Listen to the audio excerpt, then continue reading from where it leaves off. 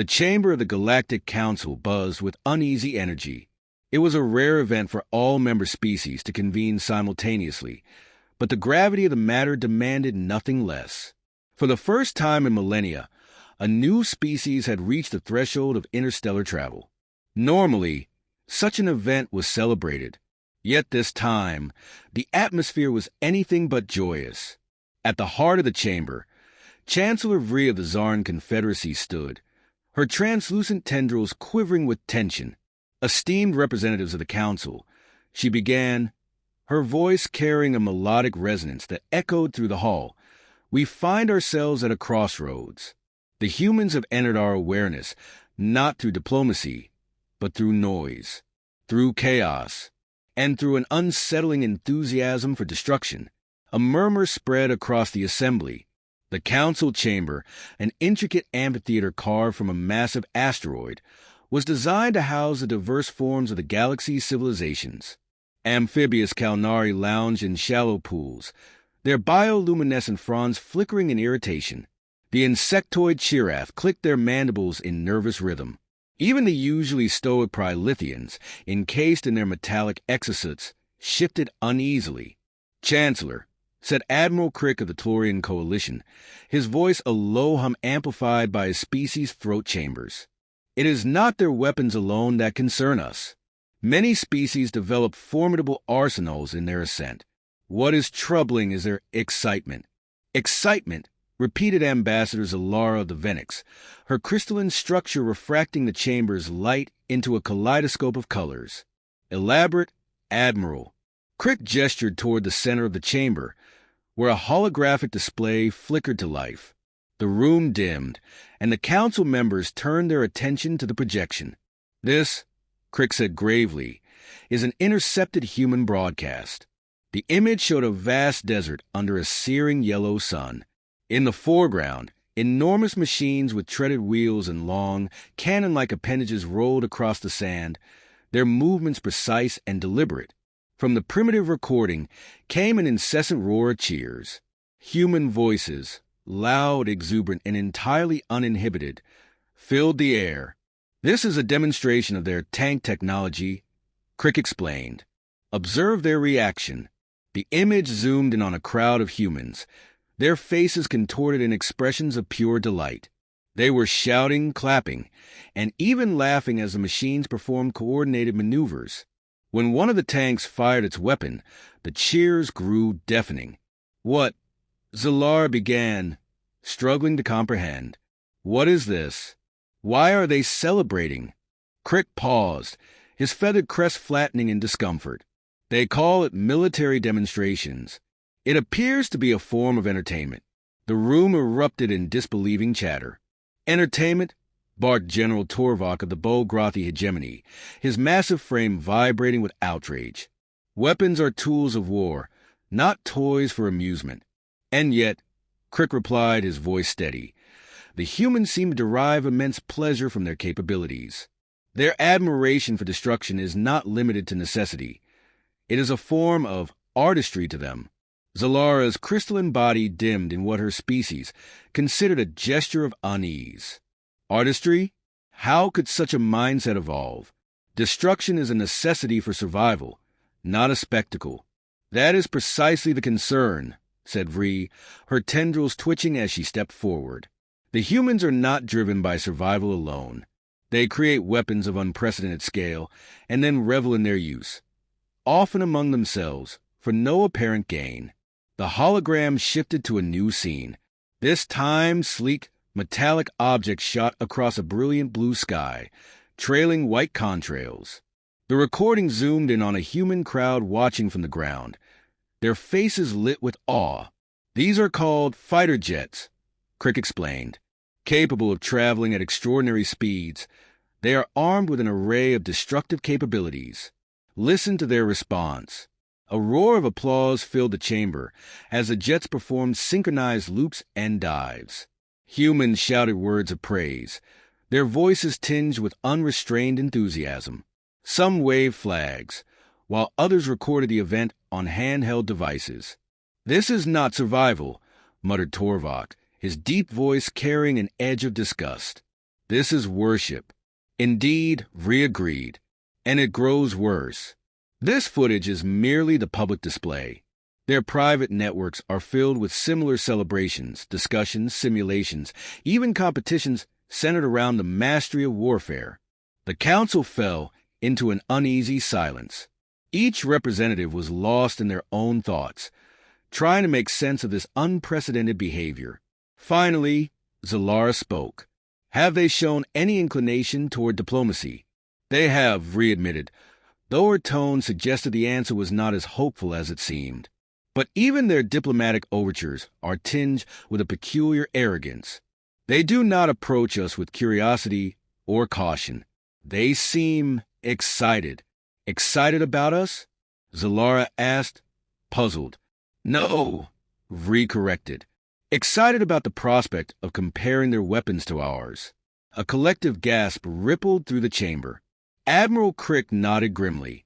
They view our technologies not as tools for peace, but as benchmarks to surpass. Their broadcasts are already speculating about the potential of our weapons, should they acquire them. Zalara's crystalline form flickered with alarm. They are obsessed. This is not normal behavior for an emerging species.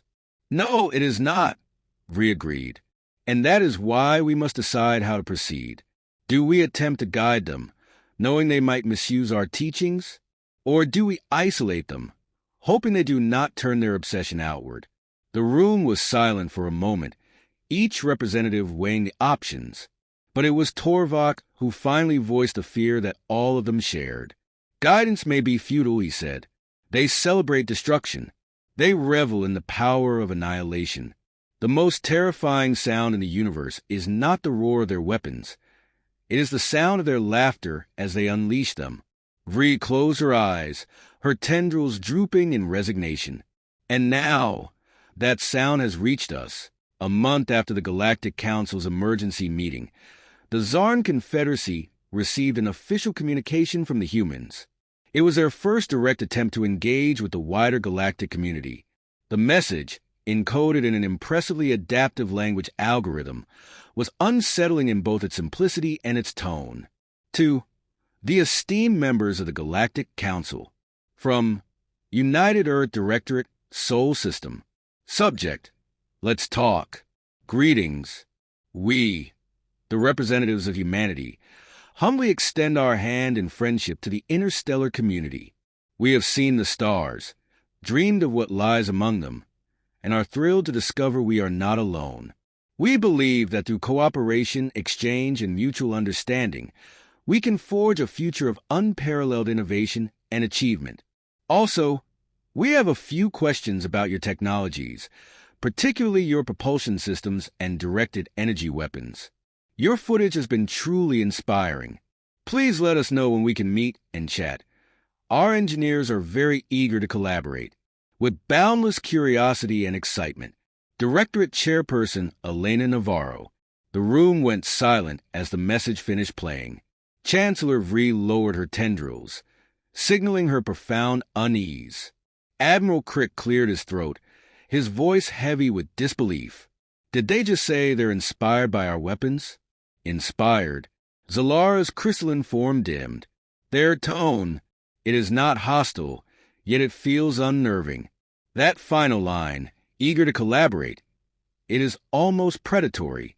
They are far too bold, Torvak growled. Most species approach us with caution, humility, even fear. These humans speak as though they have nothing to lose. Perhaps they don't fear us, Vri said softly, her voice trembling. Perhaps they see us only as an opportunity to fuel their obsessions. Despite the Council's trepidation, protocol dictated that contact must be made. Ignoring a newly emerging species was dangerous. Left unchecked, an ambitious civilization could stumble upon technologies that would destabilize the galaxy. And so, a delegation was assembled. Chancellor Vri led the mission, accompanied by Admiral Crick and a contingent of diplomatic aides. They opted for a neutral meeting point, an uninhabited moon orbiting a gas giant in the human solar system. The Zarn flagship Luminary waited in orbit its sleek, crystalline design glinting in the dim light of the distant sun.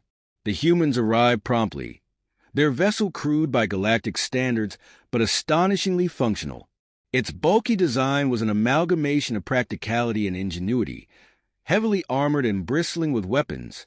That, in itself, was a message. The human delegation disembarked, led by Chairperson Elena Navarro. She was flanked by a team of engineers and military officers. Unlike most species, who sent scientists or philosophers as first contact representatives, the humans had brought strategists and technicians. "Greetings," Navarro called out, her voice brimming with enthusiasm. "It's an honor to meet you." Her words were genuine, her smile wide, but there was something about her energy that felt overwhelming. The Zarn delegation exchanged wary glances. Chancellor Vries stepped forward. "On behalf of the Galactic Council, we welcome you, Chairperson Navarro. We hope this meeting will pave the way for peaceful coexistence." Navarro extended her hand, a human custom that the Zarn had been briefed on. Vries hesitated before delicately wrapping a tendril around Navarro's hand and giving it a light shake. "Let's get right to it, shall we?" Navarro said, practically vibrating with excitement. "We're eager to learn about your propulsion systems. I mean, your ships move like poetry, and your energy weapons. My team has so many ideas about integrating similar designs into our platforms. It's just wow." Admiral Crick's crest flattened in dismay. "Chairperson Navarro," he said, his tone diplomatic but firm, "our purpose here is to establish the foundation for peaceful relations, not to exchange weapon designs." Navarro nodded vigorously. "Oh, of course. Peaceful relations are key. But, understanding each other's capabilities is part of trust building, isn't it?" The Zarn delegation was silent. Navarro's engineers, oblivious to the tension, began scanning the Zarn ship with handheld devices. "What are they doing?" Vries asked, her voice sharp. Navarro turned to see her team at work and laughed. "Oh, just collecting baseline data. Don't worry, we won't interfere. It's just, your ship is gorgeous. We couldn't resist." Crick stepped forward, his feathers bristling. "Chairperson Navarro, this is highly inappropriate. You are guests here, and such behavior borders on hostility." Navarro's smile faltered, but only for a moment. "Hostility? No, no. We're just curious. Curiosity is what drives innovation, Admiral. Curiosity without restraint is dangerous," Vries said, her voice cold. "Your enthusiasm for our technologies is unsettling."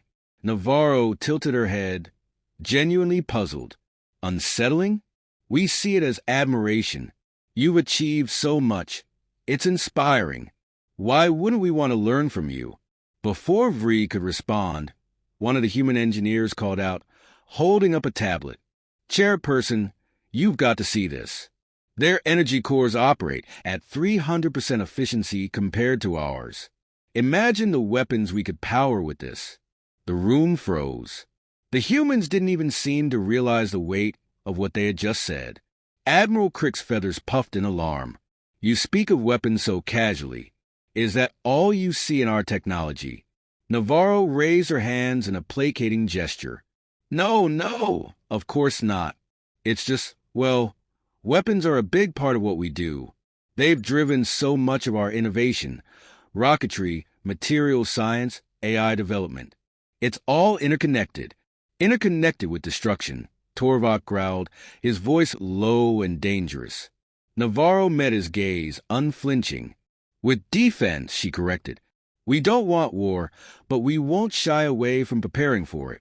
That's how we've survived. That's how we've thrived. And it is precisely that mindset," Vries said, her voice heavy with resignation, "that terrifies us." Navarro blinked, clearly taken aback. "Terrifies you? Why?" "Because your species does not see destruction as a last resort," Vries replied.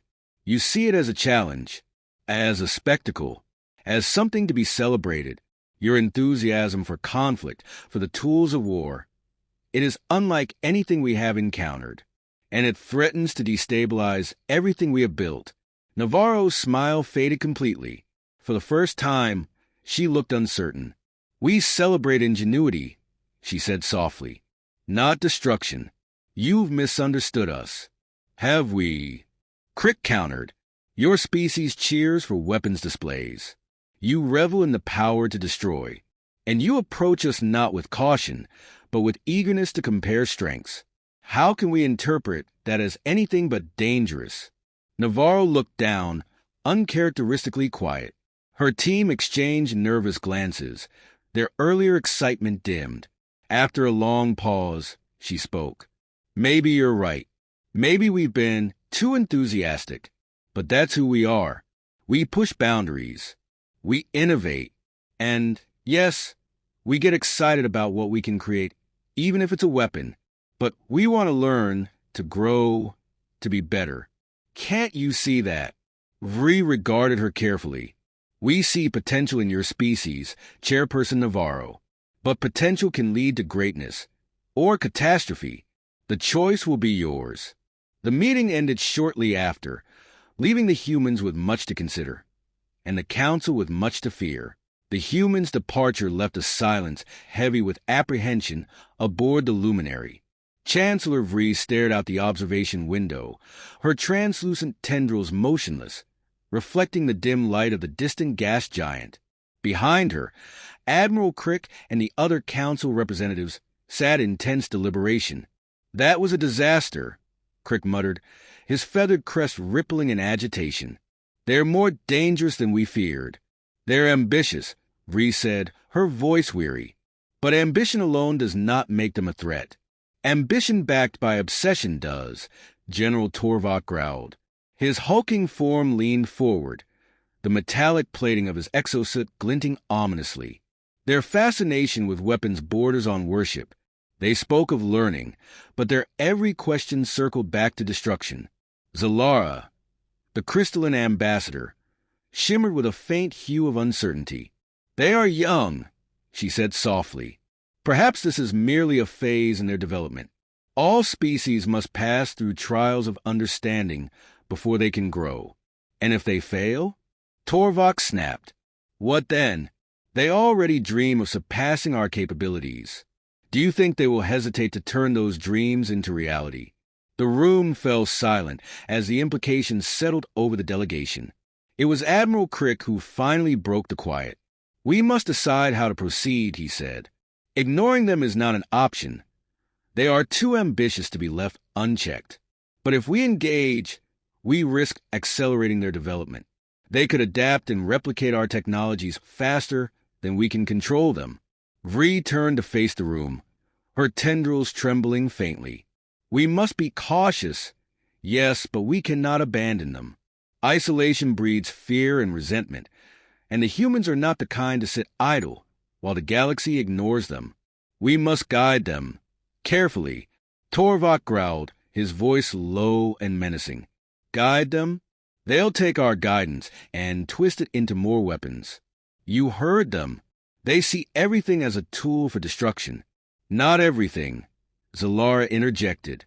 "Their enthusiasm may be unsettling, but it stems from a desire to create. Even their chairperson Navarro, she spoke of defense, of survival, not conquest. There is hope in that." Crick's feathers flattened. "Hope will not shield us if they turn on the galaxy. We must ensure they understand the consequences of their actions." "And how do you propose we do that?" Vree asked, her tone sharp. Crick hesitated, his gaze dropping. "I do not know. But if we fail, the consequences will be catastrophic." The human response. Back aboard their own vessel, the UD Pathfinder, Chairperson Navarro sat in the quiet of her private quarters, staring at the glowing screen of her tablet. The Zarn's words echoed in her mind. "Your species does not see destruction as a last resort. You see it as a challenge, as a spectacle." Navarro rubbed her temples, her earlier excitement replaced by a heavy sense of doubt. She had led this mission with the best intentions, but now she wondered if they had come across as reckless, even dangerous. Her tablet chimed, signaling a video call from her chief engineer, Dr. Raj Patel. She tapped the screen, and Raj's face appeared, his expression a mix of excitement and concern.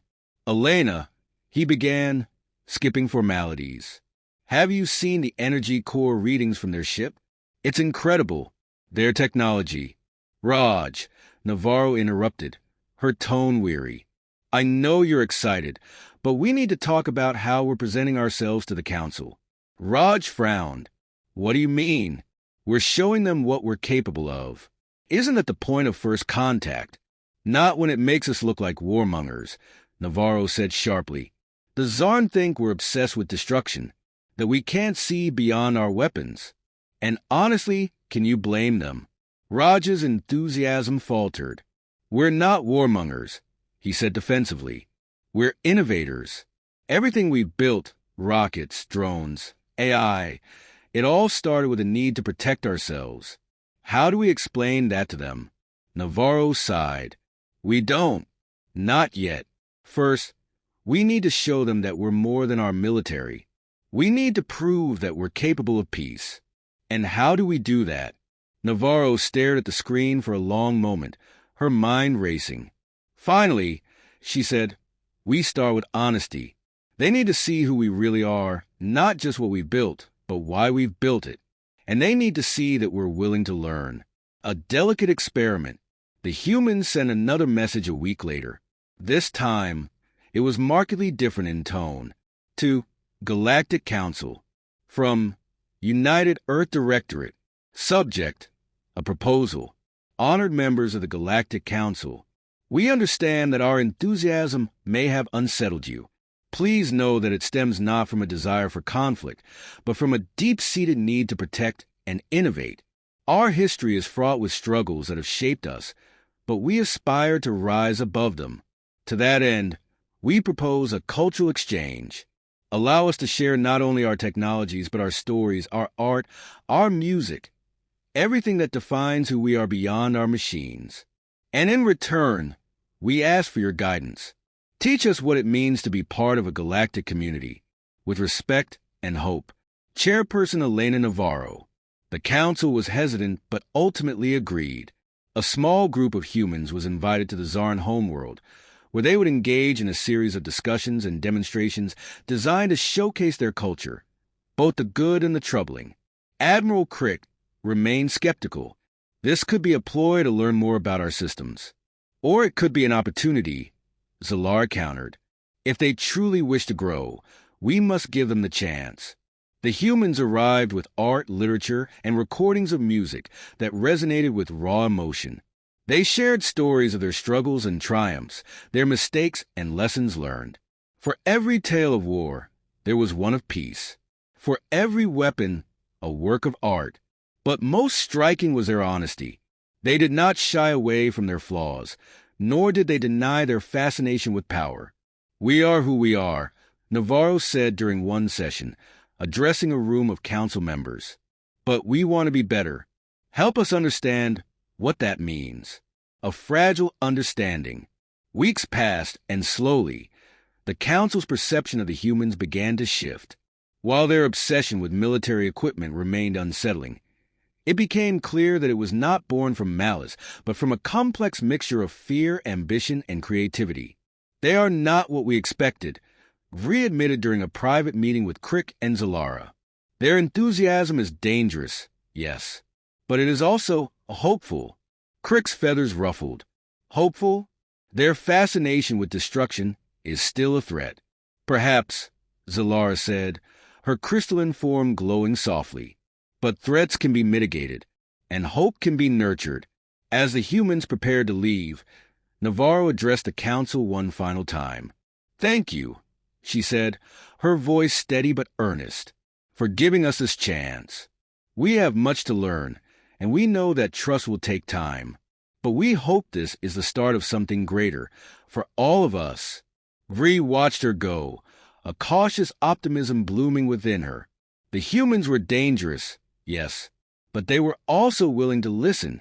And for now, that was enough. The UED Pathfinder glided away from the Zarn homeworld, its engines burning with a quiet intensity.